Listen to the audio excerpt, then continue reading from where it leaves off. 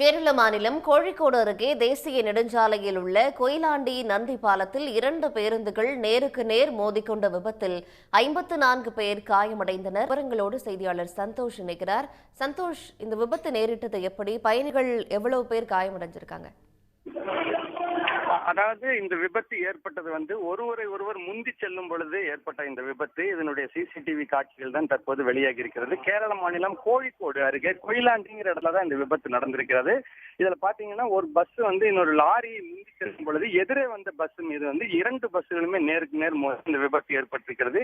இதுல 10க்கும் மேற்பட்ட பயணிகள் படுகாயம் அடைந்திருக்கிறார்கள். ஒரு 7 பேர் அதிகமான காயம் அவர்களுக்கு ஏற்பட்ட காரணத்தினால இவர்கள் அனைவரும் அந்த கோழிக்கோடு அரசு மருத்துவக் கல்லூரி மருத்துவமனையில சிகிச்சைக்காக சேர்க்கப்பட்டிருக்கிறார்கள்.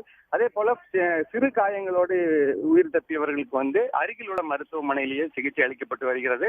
தற்பொழுது இந்த விபத்து ஏற்பட்ட காரணத்தினால அந்த பகுதியில் போக்குவரத்து நெரிசல் ஏற்பட்டது. உடனடியாக களத்திற்கு வந்த போலீசார் மற்றும் தீயணைப்பு துறையினர் விபத்து ஏற்படுத்திய அந்த 2 பஸ்களையுமே அப்புறப்படுத்தி போக்குவரத்தை செய்திருக்கிறார்கள்.